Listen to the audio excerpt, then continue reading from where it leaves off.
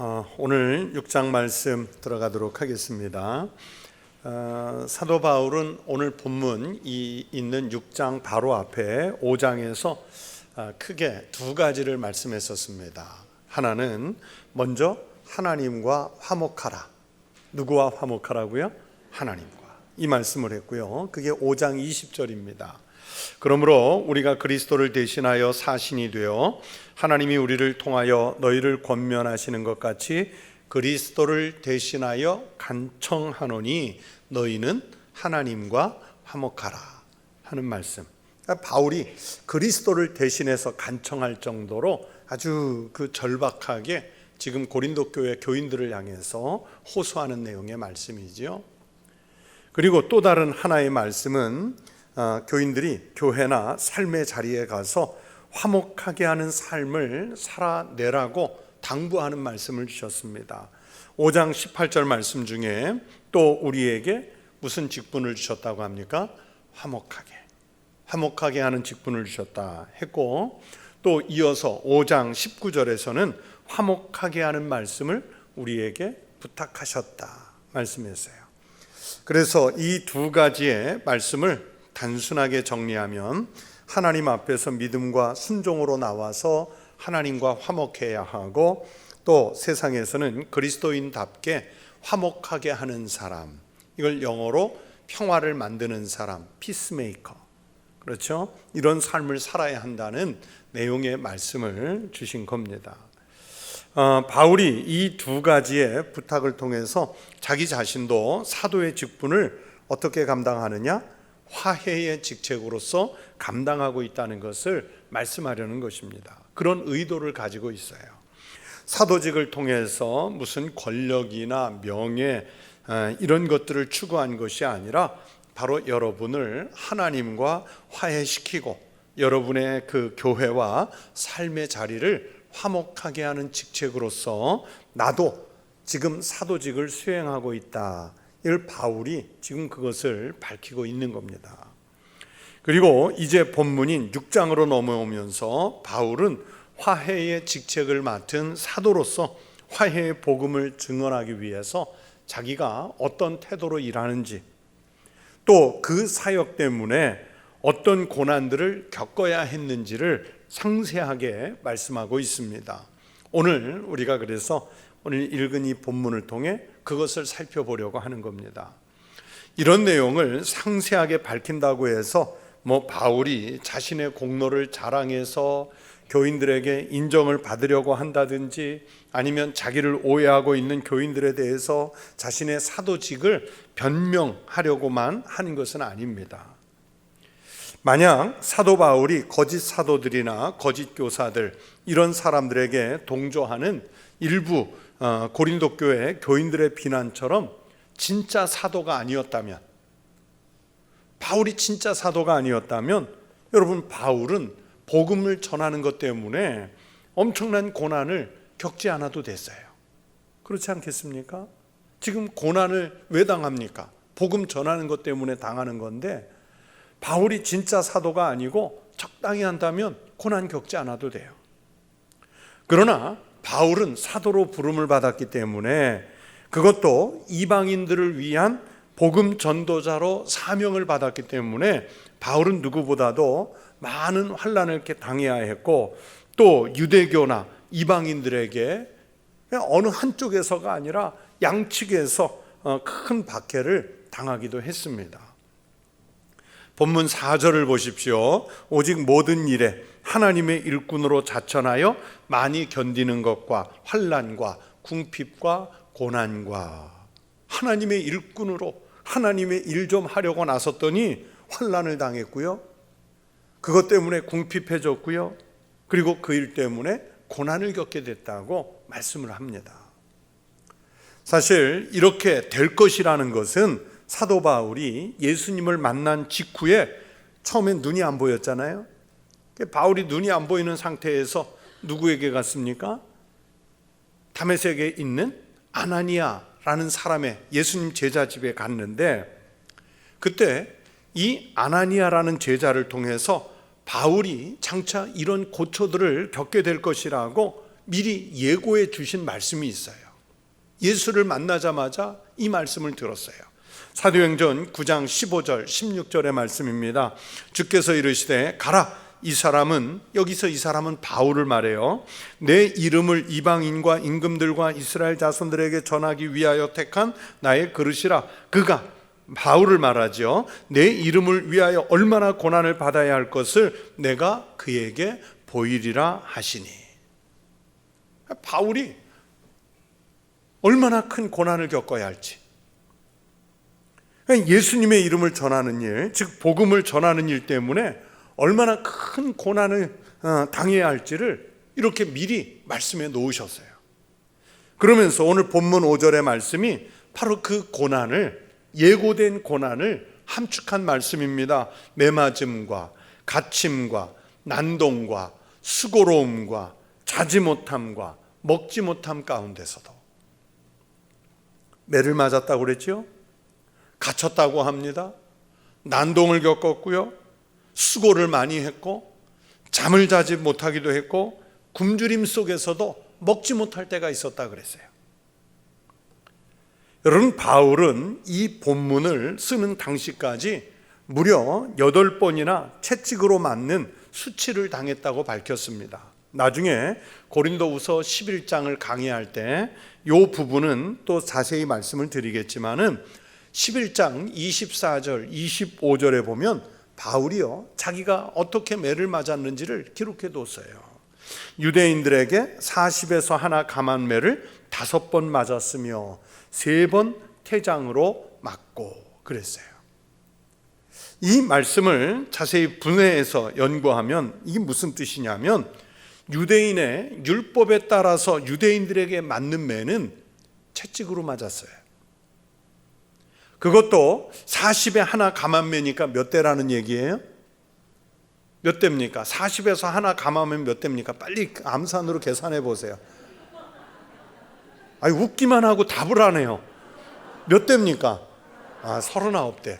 빨리 계산이 되잖아요. 39대. 율법에 40대를 다 때리면 죽을까 봐, 그래서 40에 하나 감해서 39대를 때리는 거예요. 그걸 몇 번 맞았다고요? 5번. 제가 말씀을 읽으면서 생각했어요.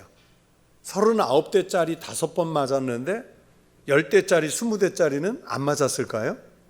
그건 아예 기록도 안 해놨는데 그것까지도 있었을 거 아니에요. 그리고 3번 태장으로 맞았다 그랬는데, 이 태장이 뭐냐면요, 헬라 세계의 형벌 중에 하나인데, 이 태장은 우리나라의 곤장 때리는 거하고 좀 비슷해요. 그런데 그 강도를, 매 맞는 강도를 조금 비유하면 곤장은 조금 양반이에요.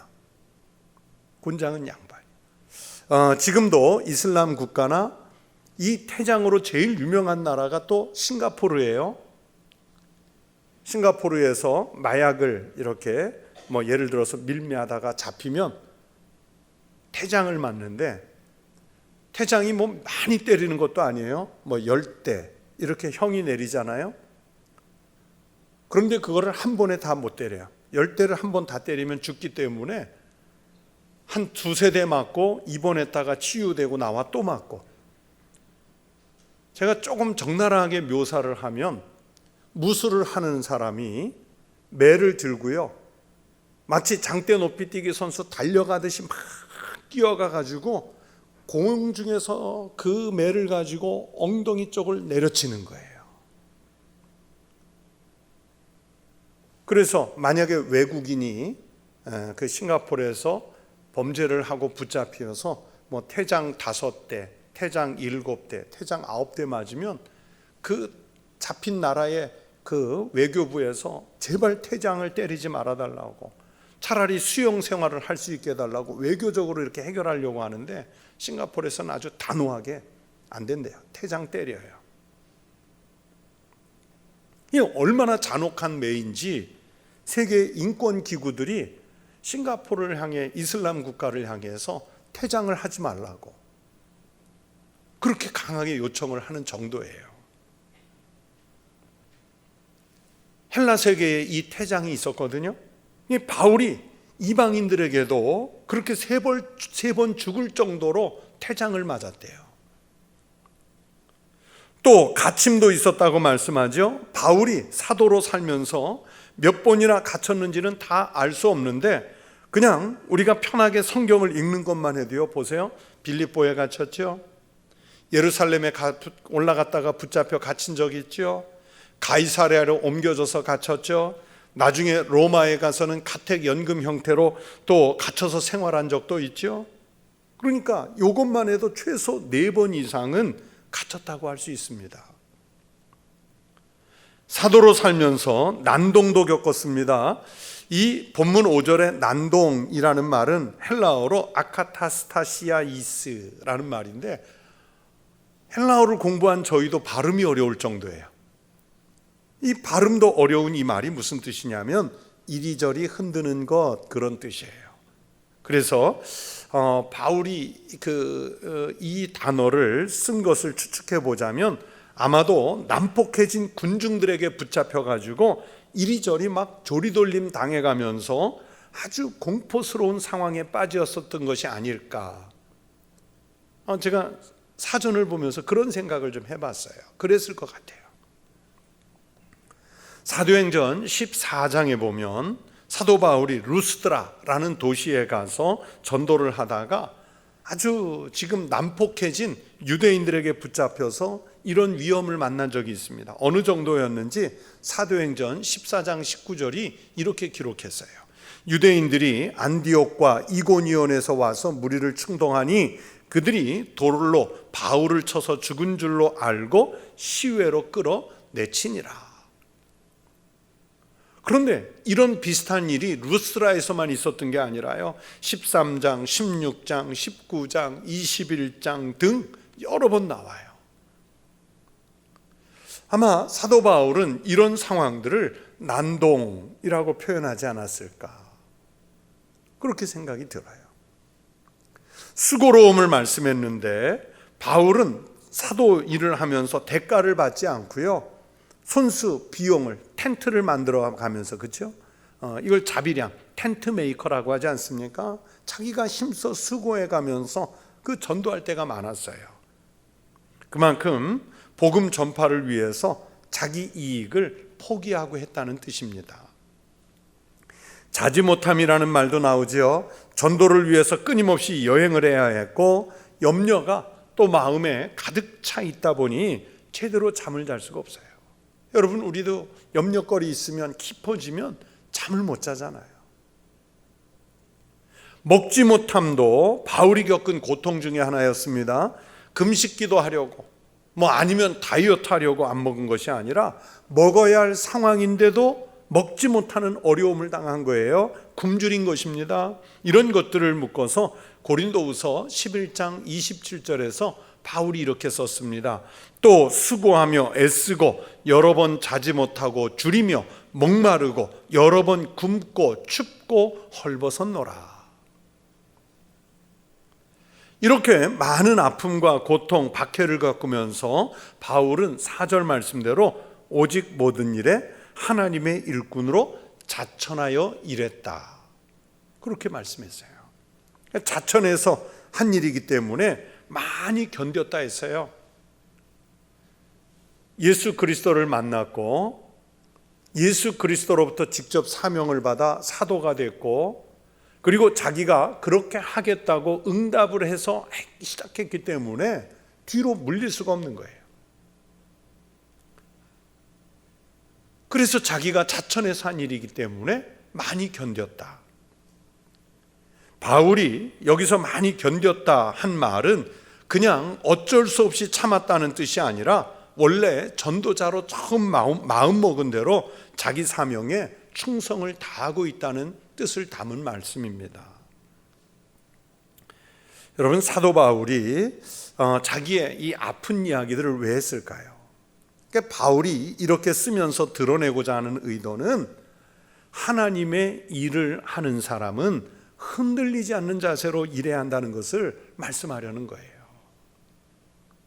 하나님의 말씀과 하나님의 능력에 의지해서 꿋꿋하게 감당을 해야 합니다. 그런데 보세요. 너무나도 많은 사람들이 하나님께 부름을 받아서 열정적으로 자기의 사역을 감당하다가도요, 주변의 상황을 만났을 때, 아니면 고난을 만났을 때 스스로 포기하는 경우가 얼마나 많습니까? 또 같이 일하는 사람과 좀 갈등이 일어났다고, 인정을 못 받았다고, 아니면 조금 다퉜다고, 뭐 인간관계 때문에 나 안 해 하고서 그냥 일을 접어버리는 경우들을 얼마나 많이 봅니까? 다른 사람들이 그렇게 포기하거나 약해진다고 생각하지 말고요, 내가 바로 그런 부류의 사람은 아닌가 살펴야 합니다. 우리는요, 목사로, 장로로, 또는 권사로, 안수집사로 이렇게 안수받던 때를 생각해 보세요. 아니면 교회 내에서 처음으로 부서장이나 기관장 이런 것들을 맡았던 때를 생각해 보세요. 안수식을 할 때, 아니면 임명장을 받는 날은 막 감동으로 받았는데 불과 몇 개월 못 지나서, 아니 수년을 지나면서 그 열정과 열심을 다 잊어버리고 나약해지는 우리 자신을 발견할 때가 있잖아요. 처음 뭐 안수를 받을 때든지 아니면 임명장을 받을 때는 스스로 자천해서 막 해낼 것 같은 그 용기를 갖고 했는데, 그냥 스스로 일하다가 주저앉아 버리는 사람, 심지어는 신앙을 포기하고 교회를 떠나버리는 사람, 여러분 우리가 주변에서 너무 쉽게 볼 수 있잖아요. 그건 나약해지는 거죠. 하나님의 일을 하는 사람은요, 흔들리지 않아야 되는 거예요. 하나님 말씀과 능력에 의지해서 꿋꿋하게 해야 되는 거예요.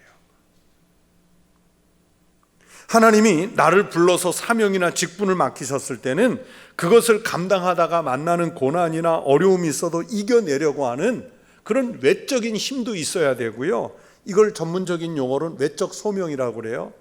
또 고난 중에 영적인 고상함과 거룩함을 잃지 않고 마음의 중심을 잡으려고 하는 내적인 그런 태도, 내적인 소명도 잘 갖춰져 있어야 돼요. 그래서 조금 앞으로 돌아와서 다시 말씀을 보시면 바울이 1절에서 이렇게 말씀하지요. 우리가 하나님과 함께 일하는 자로서 너희를 권하노니 하나님의 은혜를 헛되이 받지 말라. 하나님의 은혜를 헛되이 받지 말라. 여러분, 사도직이 뭡니까? 하나님과 함께 일하는 것 아니겠습니까? 다시 말하면 하나님이 부탁하신 일을 감당하는 동역자가 되는 거예요. 여러분, 사도만 그렇습니까? 우리가 교회를 통해서 받은 직분 하나하나가 다 동일한 거예요. 그런데 우리는 앞에서 말씀드린 대로 세월이 가면서 사명감이 약해지고 상황이 어려워지면 사역을 포기하거나 중단하고 마음이 흔들리면서 점점 사명감을 잃어갈 때가 많습니다. 이런 이유가 무엇이겠습니까? 바울은 그런 현상을 하나님의 은혜를 헛되이 받은 거래요. 그래서 예를 들어서 같은 목회자가 같은 날 안수를 받았어요. 10명이 받았다고 생각해 보세요. 그 10명이 같은 출발 선상에 서 있을 때는 하나님 은혜를 다 받은 것 같아요. 다 받은 것. 그런데 1년, 5년, 10년, 15년 이렇게 달려가다 보면 점점 낙오되는 사람들이 생겨요. 그건 교회 직분도 마찬가지죠. 자기가 맡은 사명을 잘 감당하는 사람은 이유는 한 가지예요. 하나님 일이다. 이거 하나로 감당하고 이겨내는데, 이 직분을 감당해내지 못하는 사람은 참 다양한 이유가 있죠. 많은 핑계가 있어요. 그리고 자기보다는 외부 환경 탓, 사람 탓을 하지요. 그러면서 떨어져 나가요. 그런데 이런 것을 바울은 이게 하나님 은혜를 헛되이 받은 거라는 겁니다. 하나님의 은혜에서 떨어져 나간 상태가 됐다는 뜻이에요. 그러니까 보면은 같은 자리에서 출발했지만 나중에 보면 하나님 은혜에서 떨어져 나간 사람들, 이걸 은혜를 헛되이 받았다 그러는 거예요. 잠시 열심을 냈다가 그 열심을 소멸한 분들은 주의 깊게 말씀을 살펴야 합니다. 내가 하나님을 믿는 신앙이나 직분이나 사명의 헌신이 지금 하나님 은혜에서 떨어져 나간 상태가 아닌가 살펴봐야 돼요. 그 열심과 열정을 회복해서 주의 은혜에 응답하는 성도들, 일꾼들이 되시기를 축원합니다. 이것이 바로 세상 사람들과 구별이 되는 기준이라고 말할 수 있습니다. 그렇게 거룩한 사명자의 삶을 잘 지켜 살아가시기를 바랍니다. 자, 또 3절 말씀을 보십시오. 우리가 이 직분이 비방을 받지 않게 하려고 무엇에든지 아무에게도 거리끼지 않게 하고 그랬어요. 사도 바울이 맡은 사도직을 감당하기 위해서 어떤 태도, 어떤 마음을 먹었는지 알 수 있는 말씀입니다. 화해의 사도로서 어떤 자세였는지 보여주지요. 바울은 자신의 사도직이 회방을 받지 않기 위해서 아무에게나 어떤 일에도 거리낌을 주지 않으려고 하는 그런 마음을 먹었어요. 이 말씀에서 비방을 받지 않게 하려는 것은 이건 자신을 바라보는 사람들이 바울 때문에 실족을 한다든지 아니면 범죄할 기회를 주지 않겠다고 하는 바울의 의지의 표현이에요. 그 뜻은 정직하게 하고 바르게 행해서 그 직분 때문에 다른 사람들에게 시험거리를 주지 않겠다는 뜻입니다. 다른 말로 표현하면 가급적이면 존경을 받는 사역자가 되겠다는 의지의 표현이에요. 함부로 비방을 받지 않도록 조심조심해서 살얼음판 건너듯이 조심조심해서 지금 자기가 일을 하고 있다는 뜻이에요. 그런데 사실은 그게 쉬운 일은 아니거든요. 예를 들어서 복음을 전한다고 전했는데 그 복음 때문에 사실은 상처를 받을 경우들이 있어요. 제가 모교회, 이제 제가 자라난 교회에서 전임 전도사를 하고 할 때인데 이름도 잊어버리지 않는 집사님, 지금도 그 이름을 기억하고 있는 집사님이 있어요. 제가 맡은 교구에 교인이 2,000명인데도 이름을 기억을 해요. 제가 그 집사님을. 이제 우리식으로 말하면 그 당시에 농업고등학교에서 특수 원예를 가르치던 선생님이셨는데 이 집사님이 제자들을 이끌고 학교를 퇴직하고 바로 젊은 나이에 퇴직하고 나와서 자기 제자들 한 5-6명하고 그 경기도 고양이라고 하는 곳에 그 구파발 조금 넘어 벽제 화장터 가는 그 중간에 큰 비닐하우스 원예 단지를 만들었어요. 원예 단지를 몇 동을 만들어 가지고 특수 작물 원예를 했는데 이게 막 잘 되고 사업도 많이 되고 그래 가지고 다 이렇게 그 제자들과 참 멋지게 이렇게 일을 하셨는데 그 당시에 우리 교회 담임 목사님이셨던 그 목사님이 설교 중에 무슨 얘기를 하셨냐면 교회 안에서 그 예식을 많이 하는데 교회에서 하는 예식은 좀 검소하게 했으면 좋겠습니다. 교회에 화한 쭉 늘어놓고 화분 쭉 늘어놓고 화분 개수, 화한 개수 가지고 누가 더 중요한 사람이냐 덜 중요한 사람이냐 이런 거 따지지 말고 좀 검소한 혼례, 검소한 장례 이런 걸 좀 치렀으면 좋겠습니다 하고 이렇게 설교를 하셨거든요. 자, 여기까지 시험 받을 게 있어요? 틀린 말 하셨나요? 맞는 말 하신 거죠. 좀 우리 그리스도인들이 좀 검소하게 살았으면 좋겠습니다. 그 얘기를 했는데 이 집사님이 시험에 빠졌어요. 무슨 일을 하신다고 그랬죠? 원예를 하시잖아요. 꽃을 많이 쓰셔야 됩니다. 이런 얘기를 해달라는 건 아닌데 교회에서 꽃을 쓰지 말아달라고 얘기하시는 거에 시험이 든 거예요. 그래서 저한테 요청이 오기를 전도사님, 담임 목사님 만날 수 있게 해주세요. 그래서 내용을 들어보니까 사실은 이거는 자기가 말씀 듣다가 시험을 받았지만 또 목사님 입장에서는 교회 안에서 밖에 나가서는 어떻게 해도 상관없는데 교회 안에서 하는 예식은 좀 정중했으면 좋겠다, 검소했으면 좋겠다, 단순했으면 좋겠다 말씀하신 거잖아요. 그래서 제가 그분 신방을 여러 번 가가지고 그 다독이느라고 정말 한 달 이상을 애를 썼어요. 그래서 그 집사님 이름은 잊어버리질 않아요. 그래서 제가 그때 받은 생각이 뭐냐면 나는 맞는 얘기를 해도 이게 시험에 드는 사람이 있을 수 있겠다. 이건 평생 목회하면서 조심도 해야 되지만 어쩔 수 없이 또 감당해야 될 부분도 있겠다. 그런 생각이 들었어요. 근데 지금 바울은 자기는 조심조심해서 한다는 거예요. 함부로 비방을 받지 않도록 조심조심하겠다는 거예요. 그러나 바울이 그렇게 해도 하나님의 일을 하면서 오해를 받는다든지 비난을 받는 일은 흔하지요. 바울이 그렇게 조심스럽게 사역을 했어도요, 비방을 받지 않은 거 아니잖아요.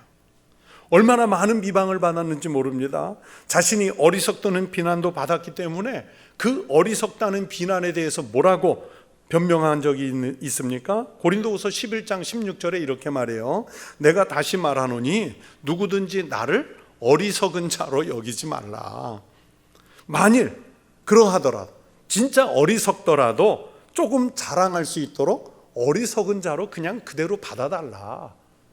조금 자랑할 수 있도록 어리석은 자로 받으라. 그렇게 얘기하잖아요.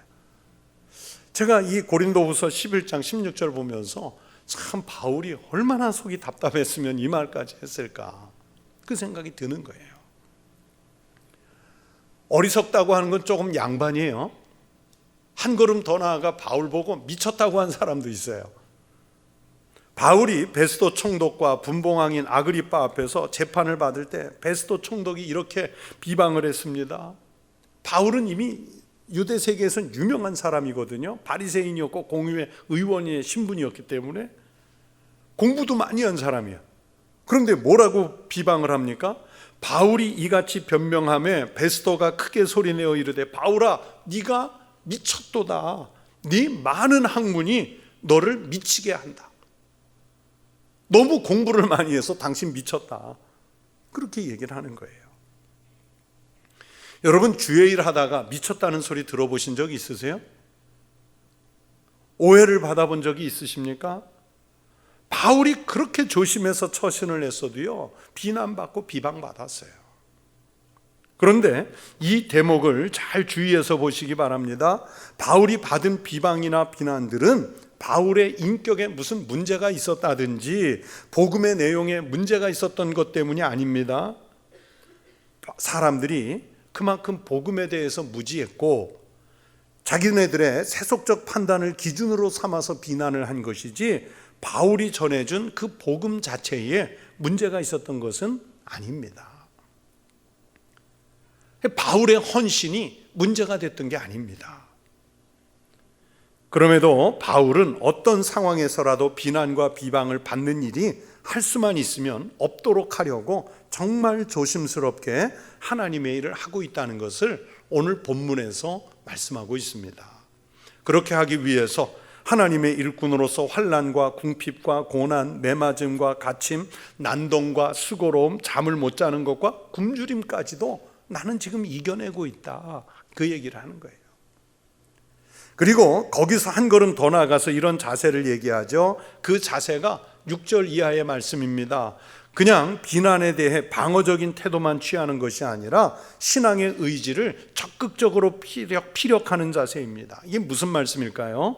6절에 보면 깨끗함, 지식, 오래 참음, 자비함, 성령의 감화, 거짓이 없는 사랑.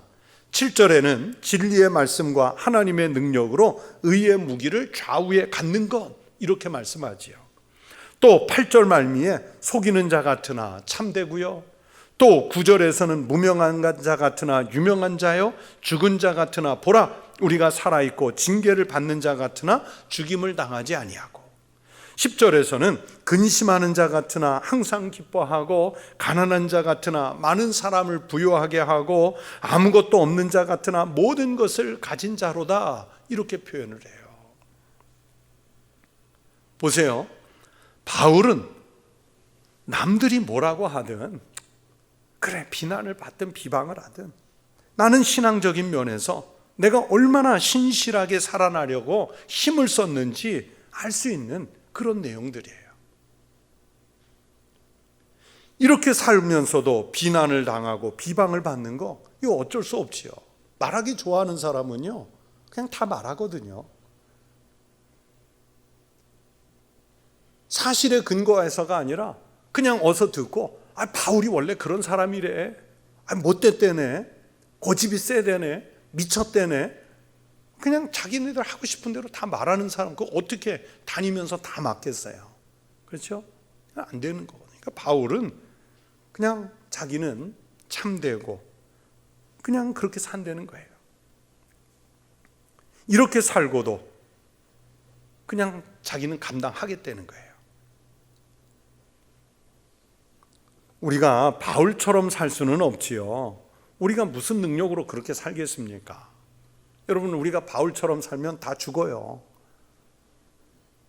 또 바울처럼 살아보겠다고 나서면 그것도 교만입니다.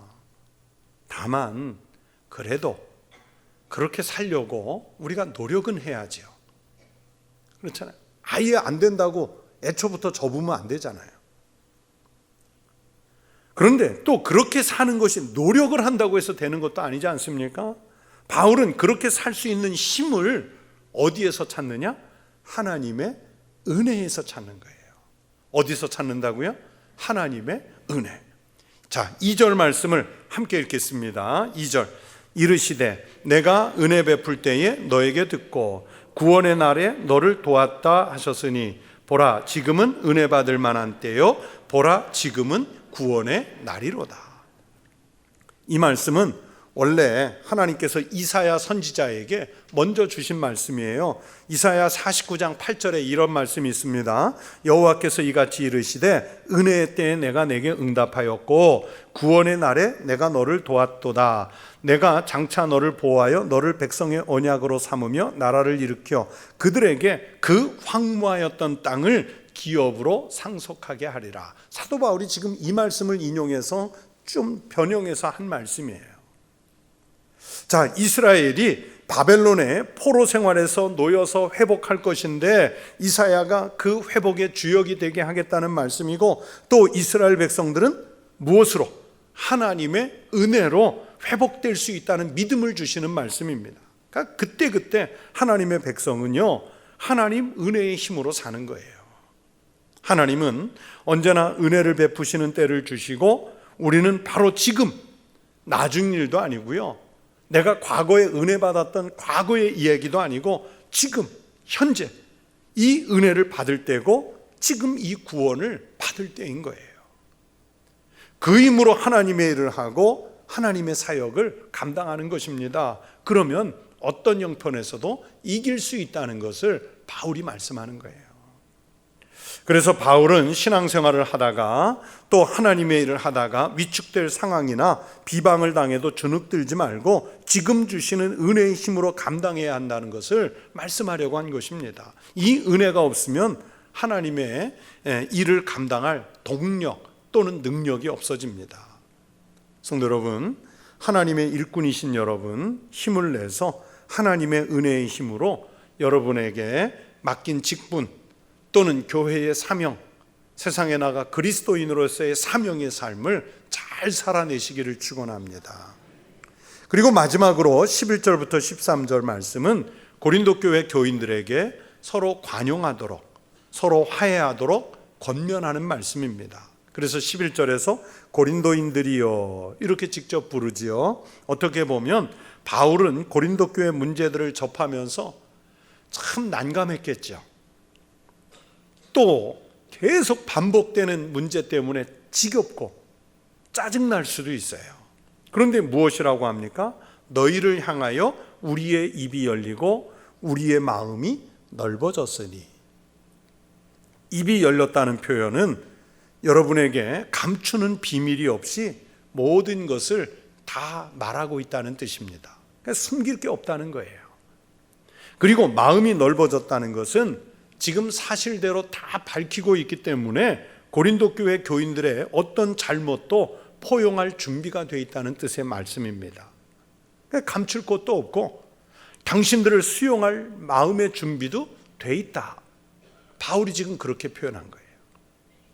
바울이 12절에서 하는 말씀을 보십시오. 너희가 우리 안에서 좁아진 것이 아니라 오직 너희 심정에서 좁아진 것이니라. 그러니까 바울과 고린도 교회 교인들 사이에 오해가 생기고 소통이 막힌 것은 바울이 지금 무엇을 감추고 있어서가 아니라 고린도 교인들 마음속에 편협한 생각, 옹색한 판단들이 자리 잡고 있어서 지금 당신들과 우리 사이에 문제가 생겼다. 그 얘기를 하는 거예요. 그래서 이런 지경까지 왔지만 그래도 바울은 교인들을 마음으로 받아들일 준비를 하고 있다. 이렇게 표현한 거예요. 그러면서 고린도 교인들에게 뭐라고 당부합니까? 13절 같이 읽겠습니다. 당부의 말씀입니다. 내가 자녀에게 말하듯 하노니 보답하는 것으로 너희도 마음을 넓히라. 너희도 마음을 넓히라. 여러분, 부모와 자식 사이에 어떤 오해가 생겨서 다툼이 있을 수 있어요. 그러나 대부분의 부모와 자녀는 그 오해가 금방 풀리잖아요. 그런 것처럼 여러분과 나 사이의 갈등도 그렇게 빨리 풀리도록 너희의 마음을 넓히라. 그러니까 여러분도 좀 더 관용의 마음으로 나는 당신들을 받을 마음의 준비가 돼 있으니 당신들도 마음을 좀 넓혀다오. 그 권면을 하는 거예요. 우리도 교회에서 신앙생활을 하면서 마찬가지입니다. 다소 오해가 있을 수도 있고요. 비방을 당할 일도 있을 수 있습니다. 때로는 관계가 흐트러질 수 있습니다. 온갖 문제가 우리를 괴롭힐 수 있습니다. 그때 분개한 마음으로 상대방의 허물을 단도직입적으로 지적하는 것보다는 사랑과 이해로, 대화로 해소할 수 있는 마음을 넓혀야 합니다. 그런데 우리는 그렇게 하지 못해서 갈등이 일어나고 분노로 폭발하는 경우가 있어요. 직분을 맡은 이들이 서로 관용하는 마음으로 하나님의 일을 하시기 바랍니다. 그것이 싸움으로 힘으로 억압하는 것보다 훨씬 더 지혜로운 방법입니다. 그렇게 할 수 있도록 바울이 그러죠. 지금이 바로 은혜를 받아야 할 때라는 것을 고백하고 하나님의 은혜를 힘입어서 해야 한다. 그 말씀을 하는 거예요.